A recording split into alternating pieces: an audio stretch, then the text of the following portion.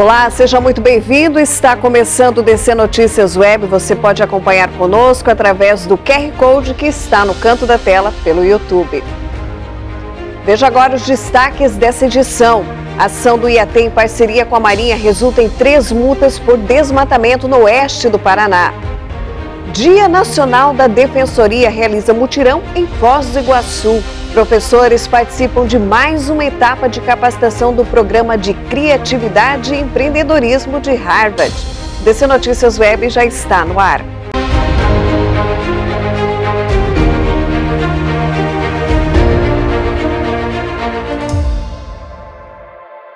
Olá, seja muito bem-vindo. Nesta sexta-feira foi celebrado o Dia Nacional da Defensoria Pública. E para comemorar a data, defensores do Estado e da União promoveram um mutirão de atendimento no terminal de transporte urbano em Foz do Iguaçu. Em meio ao vai e vem dos ônibus no terminal de ônibus, uma movimentação diferente chama a atenção de quem está no local. Defensores públicos prestaram orientação jurídica e agendaram atendimentos. O trabalho foi realizado das 10 da manhã às 5 horas da tarde. A dona Marli ficou sabendo do trabalho da Defensoria e veio pedir ajuda. Eu vim procurar uma ajuda, um socorro para minha mãe, né? Eu estou com a minha mãe há 3 anos, ajudando ela.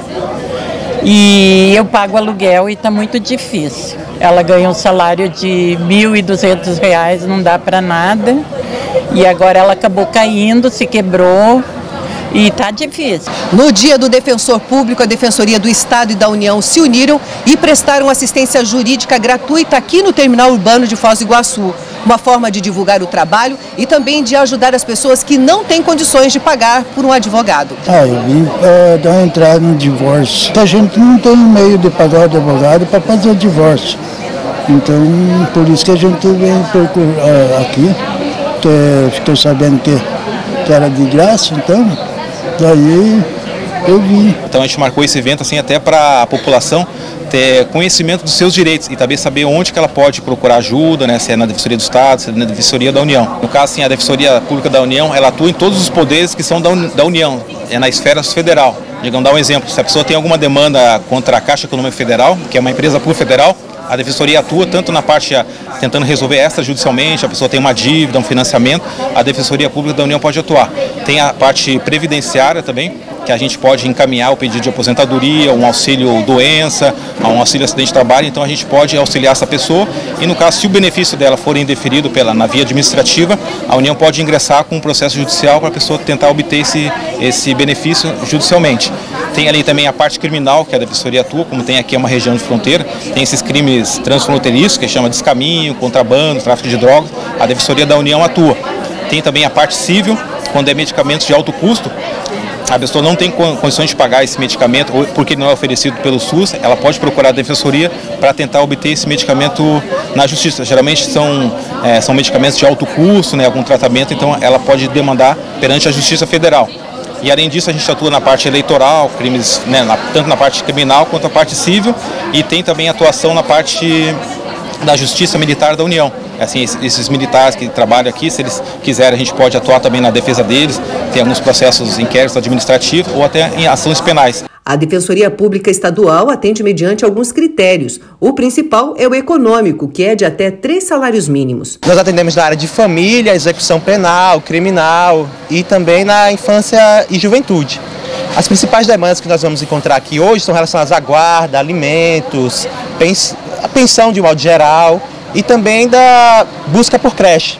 Há uma certa preocupação da população em poder matricular seus filhos em creche e estamos tendo uma demanda muito alta nisso. Nós tentamos resolver com a Secretaria da Educação sempre pela forma extrajudicial e, havendo necessidade, a gente judicializa ações. É muito importante essa parceria entre a Prefeitura, a Defensoria Pública, para estar encaminhando, atendendo a população mais vulnerável que demanda atendimento jurídico para questões necessárias aí, judiciais, né? A Defensoria Pública em Foz do Iguaçu recebeu um reforço de mais 3 integrantes aprovados em concurso público. Tínhamos em Foz do Iguaçu 2 defensores públicos do Estado, da Defensoria Pública Estadual, agora são 5, então amplia o maior número de atendimentos, especialmente para a área de direito de família, execução penal, registros públicos, então é fundamental essas ações em conjunto, né? A ideia é ampliar essas parcerias com a Defensoria Pública, né, enfim, com o Tribunal de Justiça, buscarmos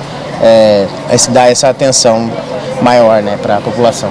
O governador Ratinho Júnior autoriza novo concurso público para policiais e bombeiros militares. O despacho governamental prevê o preenchimento de 360 vagas. São 230 para a Polícia Militar e 130 para o Corpo de Bombeiros. Com essa autorização, a Secretaria de Segurança Pública do Estado pode contratar a empresa responsável pela organização e realização do concurso. E veja a seguir mais uma etapa do programa de criatividade e empreendedorismo com a Universidade de Harvard.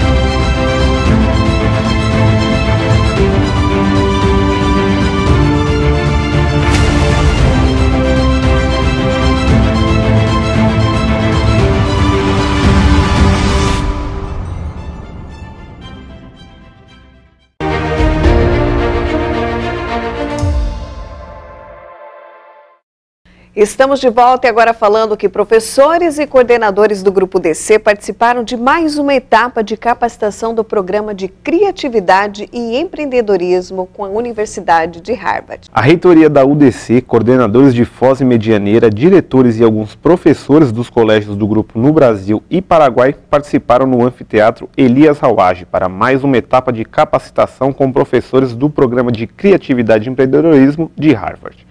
Os professores Sam, Meg e Leslie falaram como serão os próximos passos no programa.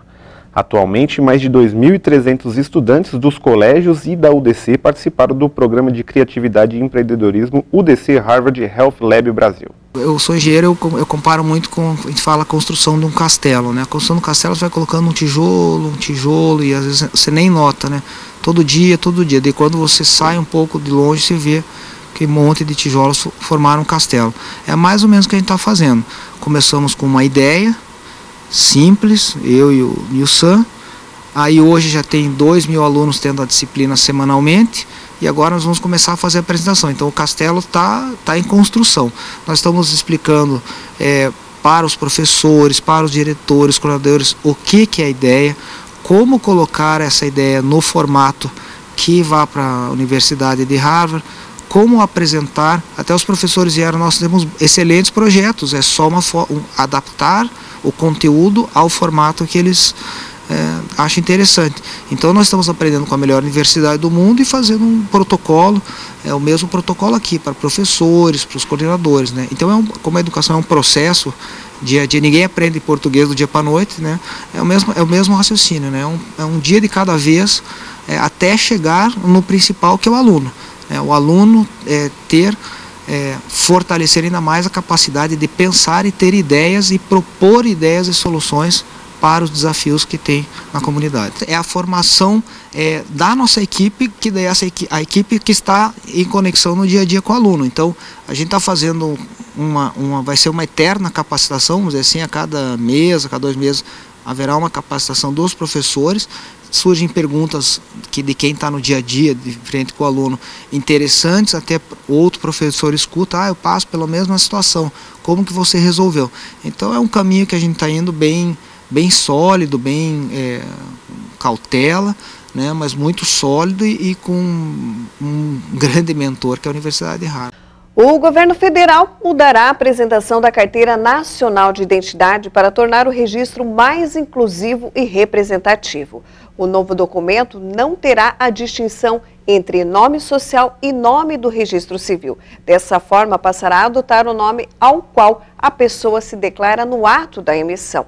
As mudanças na Carteira de Identidade Nacional foram solicitadas pelo Ministério dos Direitos Humanos e da Cidadania, com o objetivo de promover mais cidadania e respeito, e fazem parte do compromisso do governo federal com políticas públicas voltadas a este público. E agora a gente fala da Imotec, evento que reúne profissionais renomados do ramo imobiliário.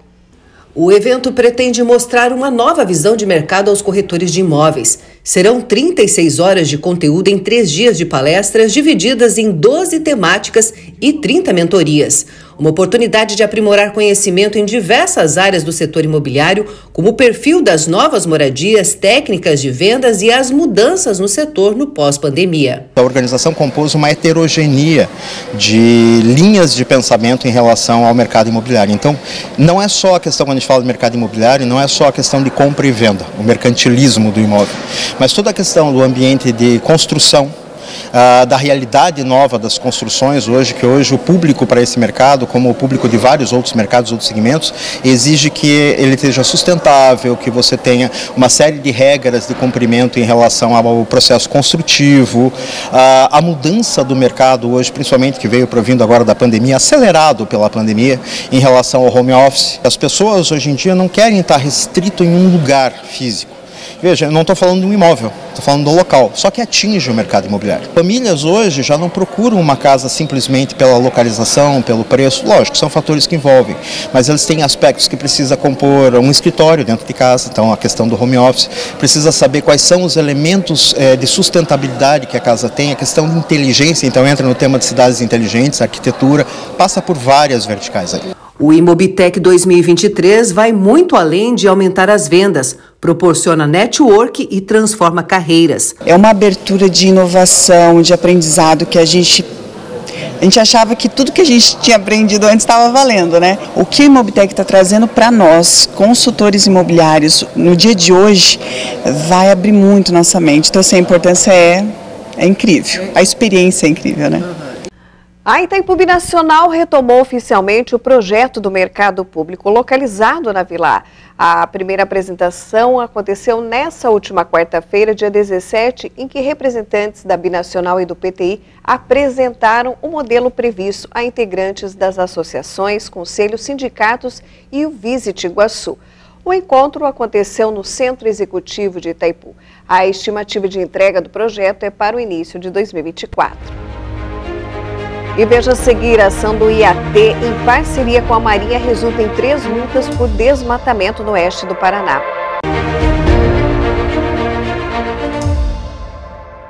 Colégio Educação Dinâmica. Nosso DNA é excelência. Excelência em educar, acolher, transformar e construir o conhecimento. Excelência em preparar o aluno para buscar os melhores resultados, de forma criativa e inovadora. Educação internacional de excelência, projetos e intercâmbios internacionais para viver novas experiências de forma global. Colégio Educação Dinâmica. Escolhas que definem o seu futuro.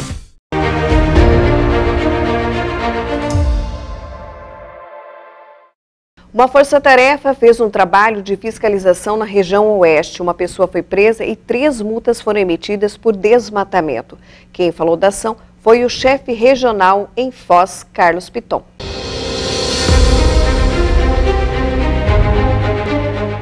Nós tivemos aí cerca de uns 15 dias atrás uma reunião com o comandante da Marinha e a gente conversou vários assuntos, entre eles essa possibilidade de fazer essas fiscalizações integradas, essa parceria, utilizando estrutura da Marinha, utilizando estrutura da Força Verde, que é nossos parceiros também na fiscalização, e o IAT.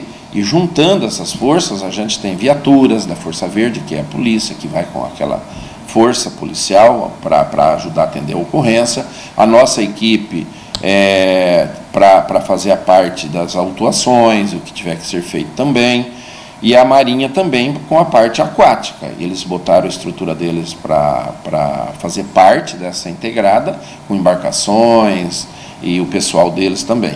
Então nasceu então essa integrada, que o resultado foi muito bom, nós estamos muito felizes com essa integração. A gente está sempre utilizando, Rosângela, a força, as vistorias aéreas, aí, através de um helicóptero do governo do estado, que está disponibilizado aí para o Instituto Água e Terra para fazer essas fiscalizações.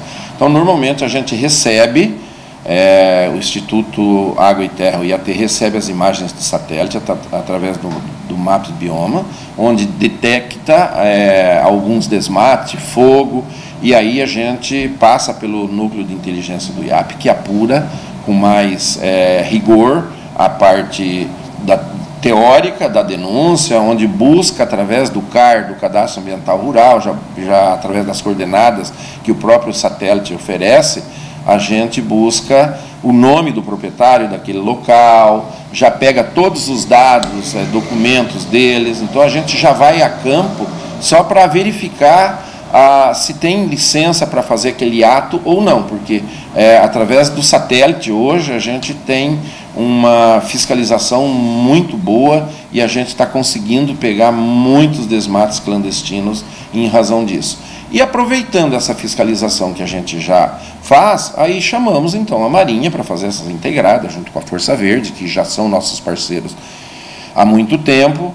E a Força Verde, nesse caso, quando tem uma abordagem que constata um crime, pega em flagrante e já leva, conduz a pessoa até a delegacia para fazer toda a parte jurídica, os boletins de ocorrência. O cidadão daí tem que pagar uma fiança para ele poder se ver livre naquele momento da prisão, mas ele continua respondendo um processo e assim vai.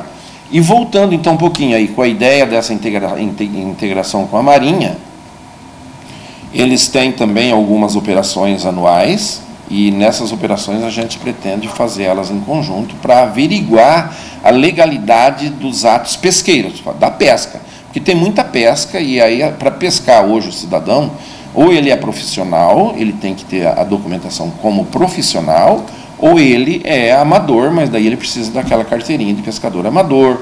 Aí vem a questão de quantidade de peixe, o tamanho dos peixes que está sendo capturado, se ele está dentro daquilo que a lei permite ou não. E a mesma coisa para o profissional, o tamanho da malha da rede, se ele não está infringindo qualquer legislação e depredando a fauna aquática. Nesse trabalho de fiscalização essa semana, uma pessoa foi presa? Uma pessoa foi conduzida aqui da região do Escritório Regional de Foz do Iguaçu, que nós temos 9 municípios, né? A gente pega Foz do Iguaçu, Santa Terezinha, Medianeira, Matelândia, Missal, Serranópolis, então nós temos 9 municípios. E nessa abordagem por terra, daí, porque a gente visualizou o desmate e o fogo via aérea, já passou para o pessoal da terra e eles conduziram então uma pessoa em flagrante para a prisão. E essa apreensão foi em que cidade? Eu imagino que foi na região de Matelândia, por ali.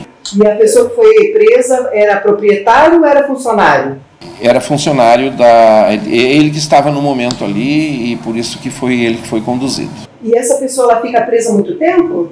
Depende. Ele tem que arrumar lá um advogado, fazer os procedimentos que tem que ser feito para ele, aí ele paga a sua fiança e aí o delegado libera, o juiz libera, certo? É assim que funciona. Foram emitidas 3 autos de infração, no valor de R$ 34.500, 3 multas, e foram desmatados, entre o desmate e o fogo, em torno de 5,5 hectares, equivale a 5 campos de futebol. 5,5 campos de futebol, a área que foi desmatada nessa. E além da multa que o cidadão paga, além do processo criminal que ele responde e administrativo, essas áreas são embargadas, isso que é o importante, e ele tem que repor a vegetação equivalente ou mais aquilo que ele cortou. Então, o fato de ser pego nessas fiscalizações, as áreas, e cortes sem licença, né? Aí as áreas são embargadas e ele tem que recompor a vegetação nesses locais. Quando a pessoa tem uma área e ela quer desmatar, ele segue todo um rito, todo um processo para que haja a liberação. Demora muito esse procedimento? Olha, não é nem questão de demorar muito, é que tem que ter toda uma documentação. Primeiro, começa-se pelo pedido junto ao Sinaflor, que é o sistema hoje que libera, no Brasil inteiro, é o mesmo sistema que libera qualquer autorização florestal. E para isso tem que apresentar uma série de documentos. Entre os documentos é feito um inventário florestal, onde o órgão ambiental vai analisar. Esse inventário florestal ele tem que ser feito um profissional da área, ou um biólogo, ou um engenheiro florestal, com a RT, onde ele vai catalogar todas as árvores. Aí a gente vai analisar se aquele inventário foi feito dentro das normas, se está claramente com a realidade, através da vistoria, vai comparar, se não tem árvores em extinção nesse maciço que ele pede para cortar, a tipologia, se ela é estágio inicial, secundário ou primário.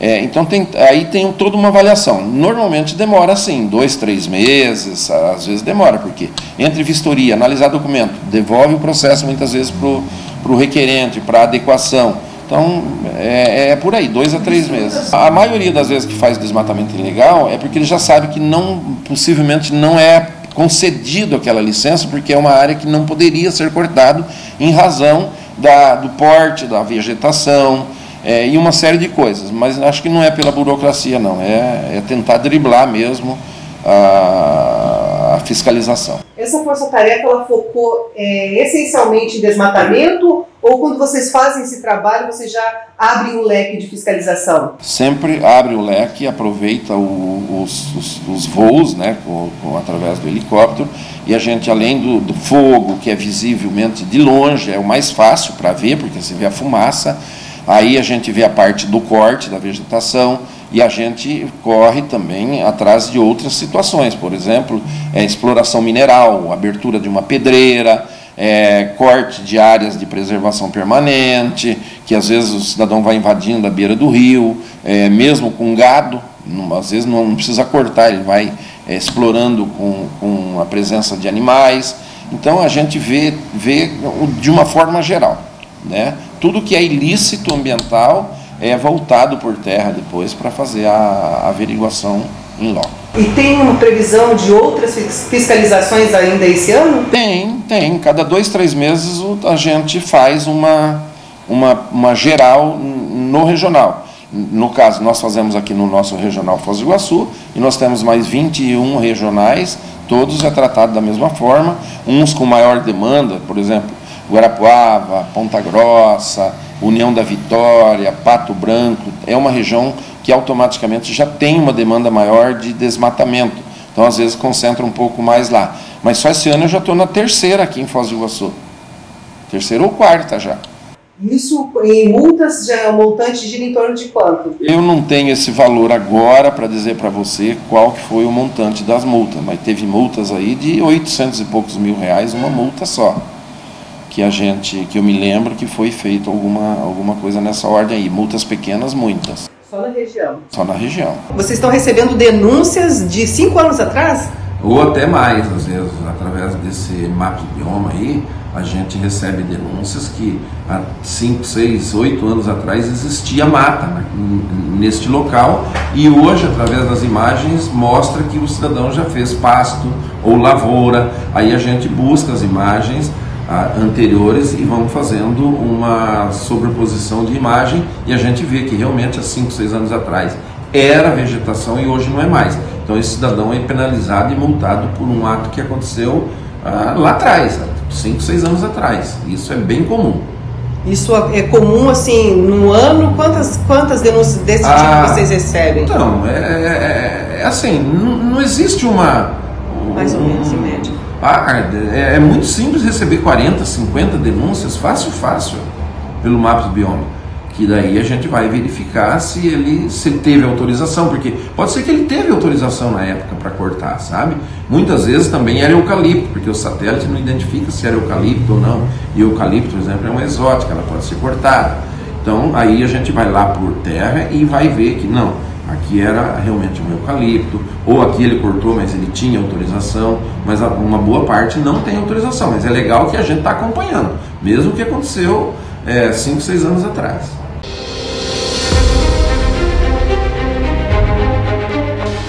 E o DC Notícias Web dessa sexta-feira vai ficando por aqui. Nós agradecemos a sua companhia, desejando um ótimo final de semana para você. Na segunda-feira a gente se vê. Até lá.